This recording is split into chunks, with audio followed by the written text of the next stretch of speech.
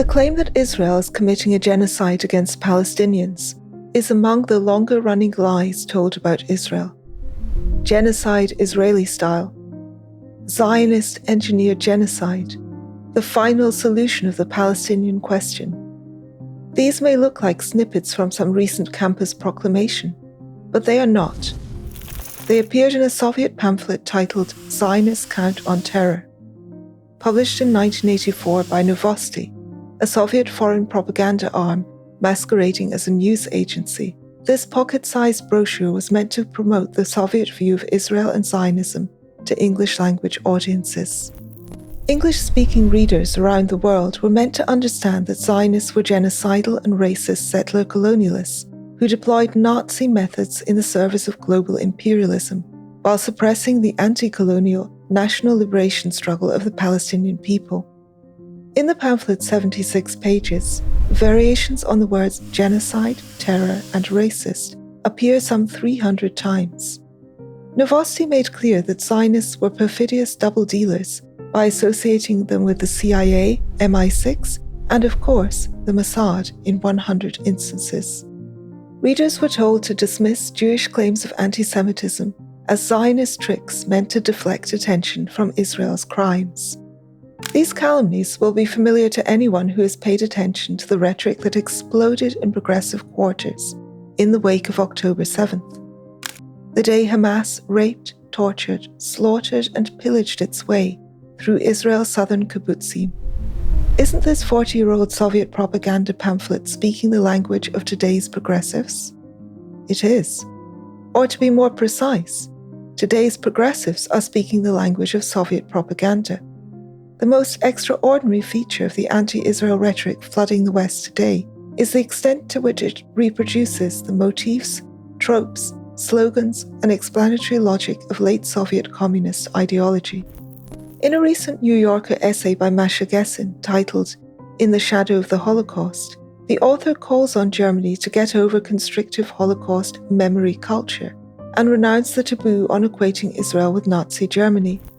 Gessen argues that Gaza is the equivalent of a Nazi Jewish ghetto and asserts that what we are witnessing in the Gaza Strip is the Israeli equivalent of the ghetto's liquidation, i.e., a genocide.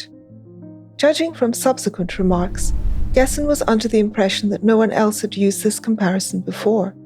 But this rhetorical device, known as Holocaust inversion, has been around for decades, and it was pioneered by the Soviets for mass propaganda use in the immediate aftermath of the 1967 Arab-Israeli War. We learned the lesson of World War II, reads the caption under one cartoon, depicting an Israeli soldier with Hitler's smiling face and a thought bubble next to him. Familiar assortment, reads another under a drawing of a Nazi skeleton passing an IDF soldier's suitcase stuffed with blood-stained torture implements and a blueprint of Auschwitz. Concentration camp-like structures engulfed in flames provide the background to these cartoons, evoking precisely the kind of ghetto liquidation imagery that Gessen would revive in the highbrow pages of the New Yorker half a century later. Historical analogies are fine, so long as they inform the present. But the Gaza as Jewish ghetto equation collapses under inspection. Jews who perished in the Holocaust would have wished they had a fraction of the armaments the IDF is uncovering in Gaza. Jews did not shoot rockets at Germany, nor did they rape, sexually torture, and mutilate German women or kidnap German infants.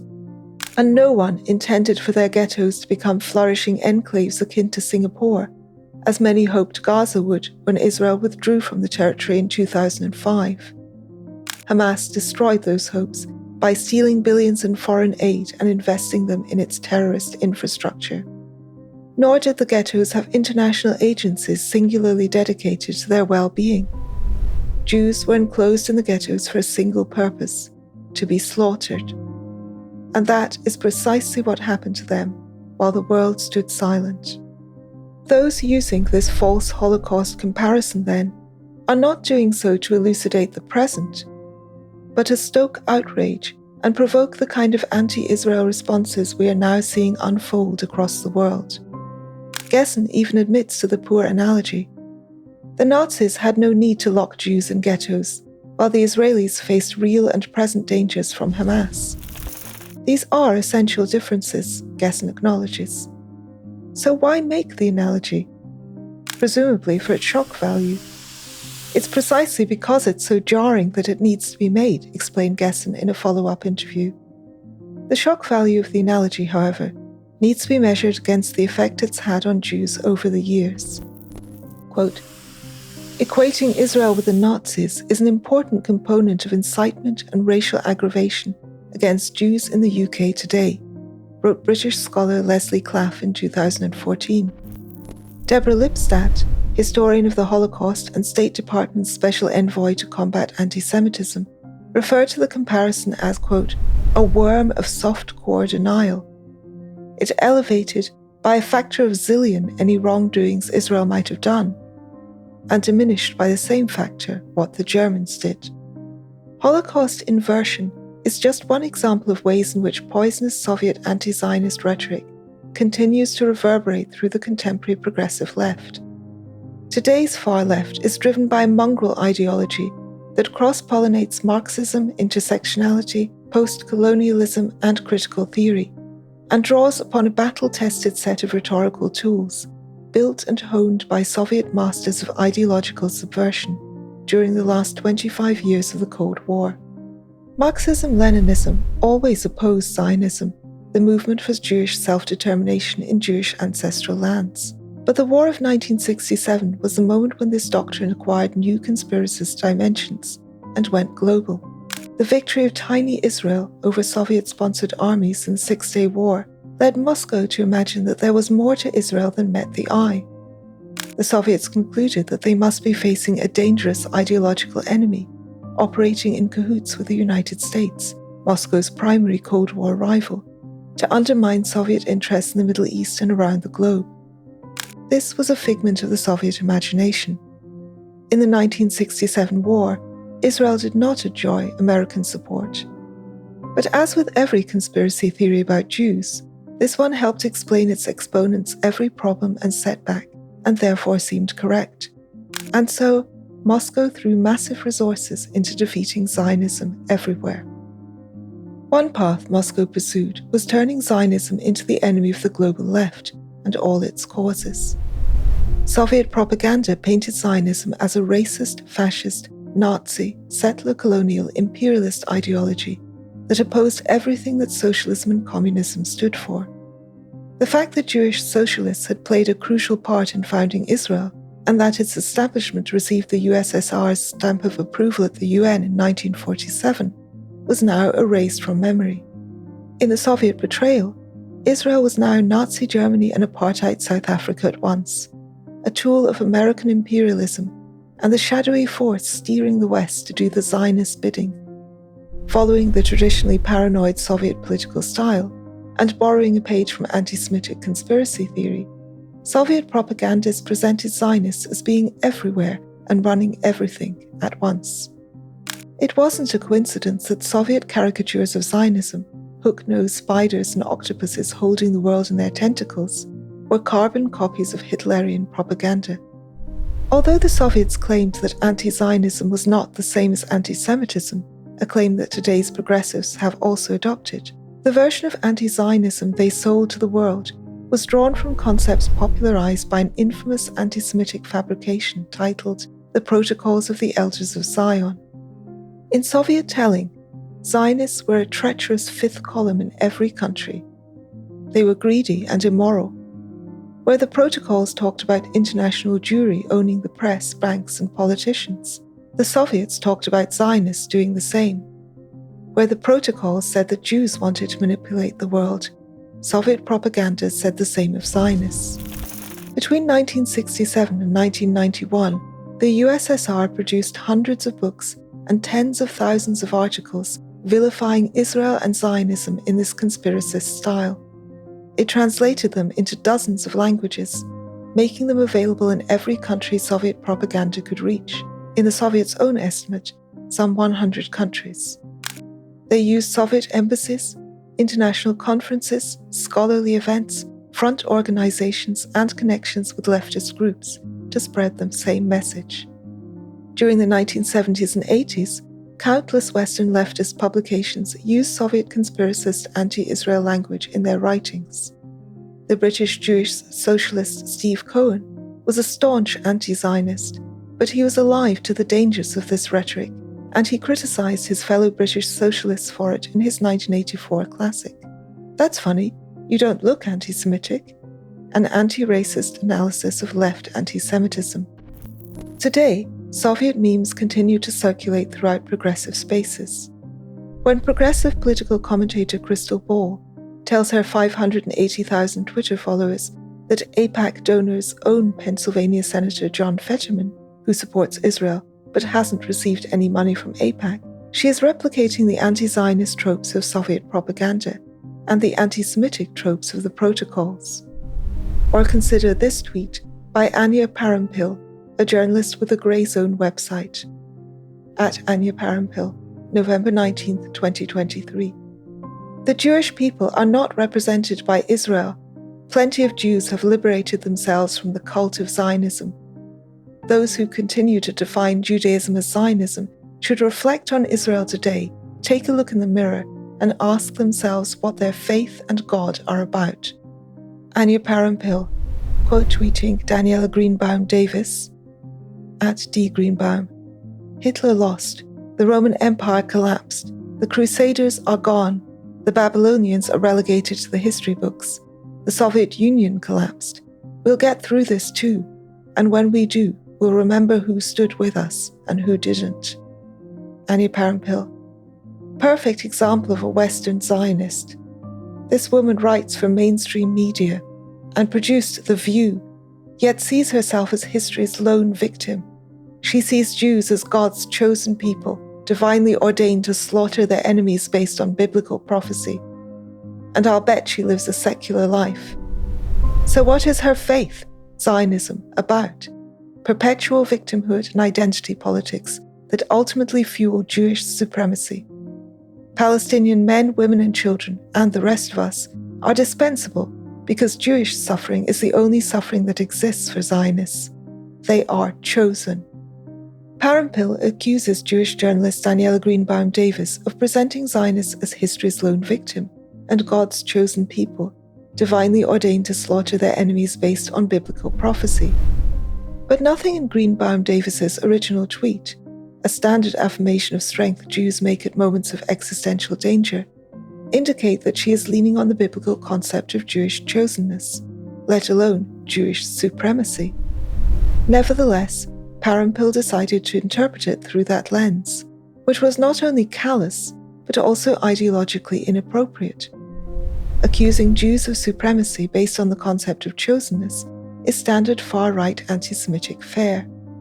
This trope, however, permeated ostensibly left-wing Soviet propaganda. Here's what the 1984 Soviet pamphlet Zionism Counts on Terror has to say on this subject. Quote, "The ideological platform of international Zionism envisaged the right of the chosen people to ignore the rights of other peoples and rested on the same racist and chauvinist principles that underlie anti-Semitism. Considering that chauvinist was the 1970s to 1980s buzzword used to signify phenomena that adopt supremacists today, Parampil is simply reproducing a motif from that 40-year-old Soviet propaganda pamphlet. Looking even further back, here's an excerpt from the 1969 Soviet bestseller, Caution, Zionism, presaging Parampil's Twitter diatribe. Quote, "Preaching that the Jews were an exclusive and chosen people, the Zionists laid the foundation for the Palestinian version of apartheid. All of Israel's, quote, school curricula are designed to cultivate the idea that the Jews are a chosen people and to spread manifestly racialist views." Racialist was used in place of racist at the time. The book noted that the idea of having been thus chosen provided, quote, "a justification of present and future seizures of Arab territories." To help us understand the context of what today's progressives unknowingly parrot, the book's author, Yuri Ivanov, was part of a special group tasked with producing anti-Zionist propaganda for the Soviet state. Members of the group, which was managed by a senior official in the Communist Party's Central Committee, were known for views that verged on fascism and neo-Nazism. In producing their quote-unquote left-wing anti-Zionist concoctions, they lent on pre-revolutionary Russian pogromist literature, Arab propaganda, and Nazi screeds. They gave age-old anti-Semitic conspiracy theories of Jewish malevolence and control a Marxist-Leninist makeover suited to the new sensibilities of the global left. Ivanov's Caution Zionism was translated into numerous languages, including English, French, Spanish, and Arabic. By the mid-1970s, after several reprints, some 800,000 copies circulated in Russian alone. When I began researching the subject in 2018, I found the English version of the book on a website that had a strong whiff of the far right. Other Soviet anti-Zionist books float around the internet in multiple languages, inflaming the conspiracist fantasies of both the far left and far right. This Soviet propaganda heritage is part of the reason it is becoming increasingly difficult on social media to distinguish between progressive, neo-Nazi, and Islamist rhetoric about Jews. Progressives pack their language with vicious anti-Jewish tropes, thinking it's enough to replace Jew with Zionist. Far-right Holocaust deniers boost progressives denying Hamas atrocities. The Red-Green alliance is now a tricolor of red, green, and brown. For the Soviets, this was precisely the idea. Their anti-Israel campaign was largely driven by a cold calculation of political interests, but they also understood the power of the Jewish question. They knew how to manipulate it to unite illiberal constituencies across the Western and developing worlds, while building sympathy for their cause and creating cracks in Western public opinion. Someone asked me recently, couldn't today's progressives have independently come up with the idea that Israel is a shitty colonial state? Surely they didn't need to rely on the KGB to provide that conclusion. This question rests on an assumption that what Soviet propaganda said about Israel was objectively true, and that today's progressives have simply rediscovered and confirmed that truth the way independent scientists confirm their colleagues' findings. But there is nothing remotely truthful about these ideas, nor is there anything approaching a scholarly consensus in regards to them. Many scholars disagree with the notion that Israel is a settler colonial state. The analysis by the human rights organizations that peddle the apartheid slur, most notably Human Rights Watch and Amnesty International, is grounded in poor methodologies and poor knowledge of the subject matter. As a one-time HRW senior editor wrote in her departing email recently, when it comes to Israel-Palestine, the organization has abandoned principles of accuracy and fairness and surrendered its duty to stand for the human rights of all. The accusation that Israel is conducting a genocide in Gaza is fiercely contested by some of the most eminent scholars of the Holocaust and Nazi Germany. And as for the Zionist-Nazi equation, I explored the distortions it is built upon when I examined the dissertation of Palestinian Authority President Mahmoud Abbas, which he defended in 1982 at the Institute of Oriental Studies, led by the Soviet spy master and future Russian Prime Minister Yevgeny Primakov. Titled The Relationship Between Zionists and Nazis, 1933 to 1945, Abbas's thesis relied on Soviet anti-Israel fabrications, which he then perpetuated by turning his thesis into a book. The stories that today's progressives tell about Zionists' supposed collaboration with the Nazis during World War II rely on the same historical distortions, decontextualizations, and falsified sources that one finds in Abbas's Soviet PhD. In sum, the anti-Israel rhetoric progressives peddle today is a fiction, invented for propaganda and disinformation purposes. Could they have reinvented the fiction, complete with the same stories, metaphors, and turns of phrase, on their own? Your answer to this question depends on whether you believe a novelist could sit down to write a new book and accidentally reproduce Anna Karenina without consulting Tolstoy or ChatGPT in the process. Does this really matter? So what if progressives are reproducing Soviet agitprop?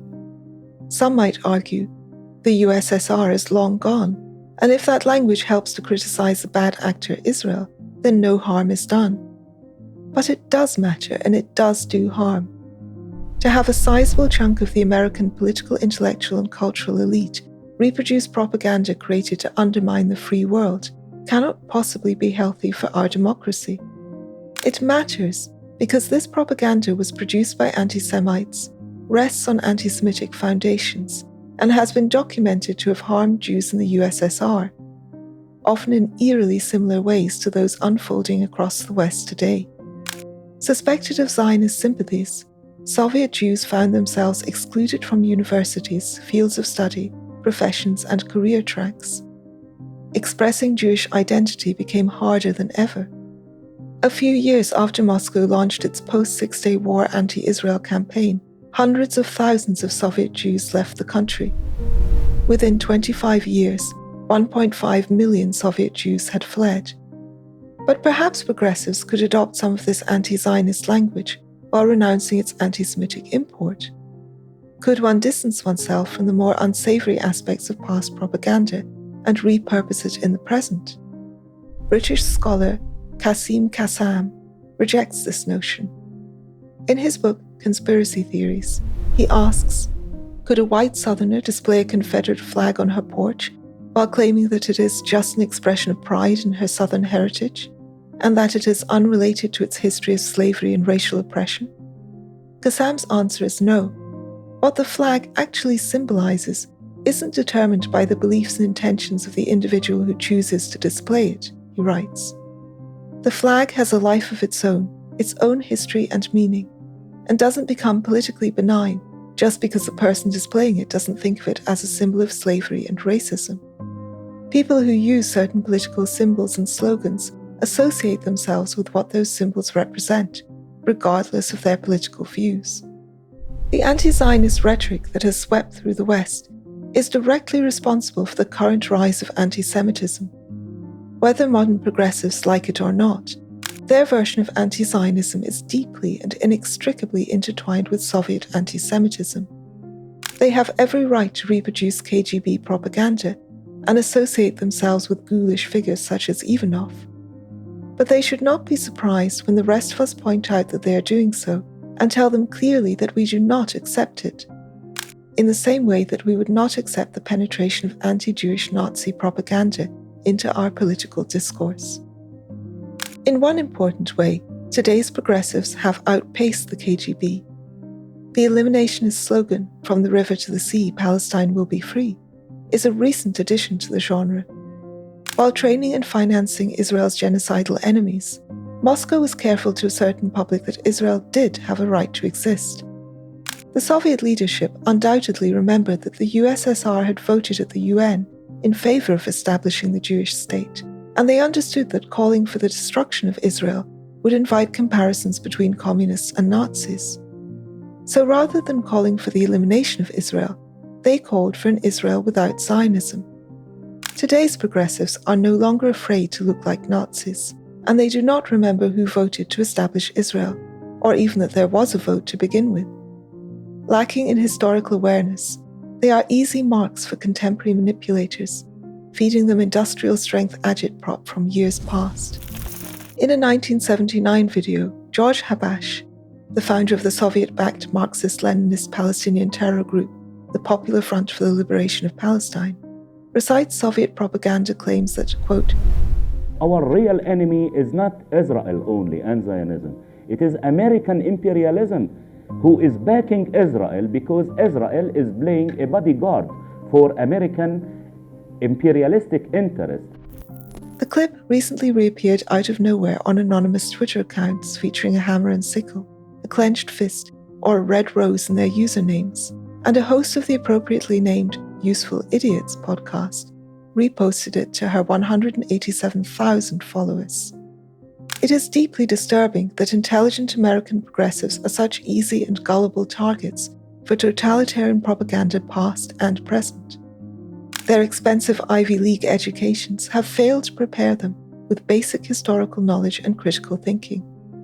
This is particularly troubling since propaganda, particularly the sophisticated kind the Soviets developed with state resources, is hard to combat head-on.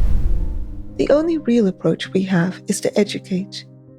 We need to teach the next generation how to think. We need to teach them the history of the Soviet Union and its track record of propaganda and ideological subversion. We need to supplement Holocaust education with education about anti-Zionist antisemitism and how to protect our societies from this scourge. We need to teach young people that there is a difference between demonization and criticism, and that there are plenty of ways to criticize Israel without sounding like Russian pre-revolutionary pogromists and Nazis. This path is long. The shortcuts are few. The time to start is now. Thank you for listening.